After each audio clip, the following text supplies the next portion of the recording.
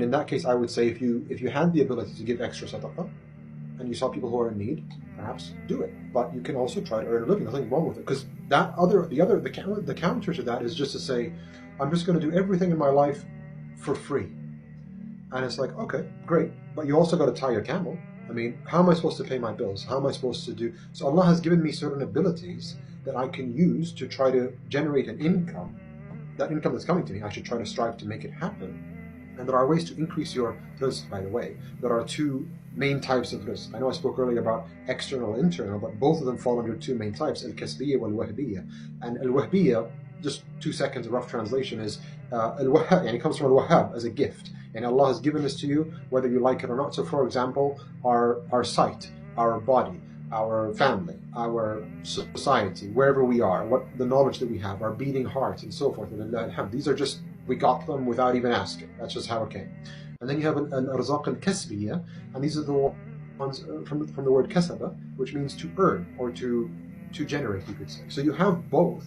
And so then you say, well, if the arzaq is written, how can one increase it? I mean, does it go up and down? And sure, it can go up and down, and there's things that you can do to help increase it. The difference between the scholars, from what I understood, is how do you define increase here? Is it increase in quantity, or is it increase in barakah? Because if you say that the rizq was written that, for example, Khaled's going to get $100 in his lifetime, and then I do and that was written 50,000 years ago, can I change that? And the answer is yes. You can increase the sustenance and there's different ways. So one of them, for example, is maintaining family ties. One of them is making dua, because dua changes qadr, right? And your qadr was written 50,000 years ago, but if you did the right dua and Allah accepts it, then He can change that for you. Allah is all powerful, Allah is all able, Allah is all knowing. And the third, being grateful. وَإِن شَكَرْتُمْ لَأَزِيدَنَّكُمْ, for example, that's in Surah Ibrahim. And if you are grateful, then I shall give you more. And even that was mentioned for Musa alayhi salam and Bani Israel. وَلَإِن شَكَرْتُمْ لَأَزِيدَنَّكُمْ, it's the same verse. And if you are grateful, you're telling the Israelites, then I shall give you more. And then another way, for example, is spending, giving in charity, because the more you give, the more you get. And so that's kind of increasing your wealth there. And then also having tawakkul, وَمَنْ يَتَّقِ اللَّهِ يَجْعَلْ لَهُ مَخْرَجًا, and whoever has fear or taqwa of Allah, then Allah will give him a way out, and that's also a rizq, a way out.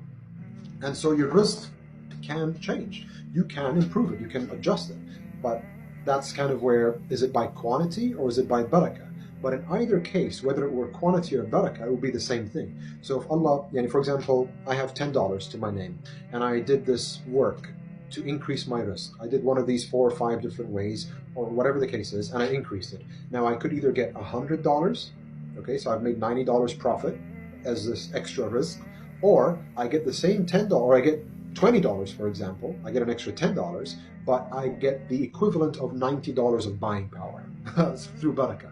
And barakah, I don't even know how to explain that. I have no idea. It's just Allah's stuff.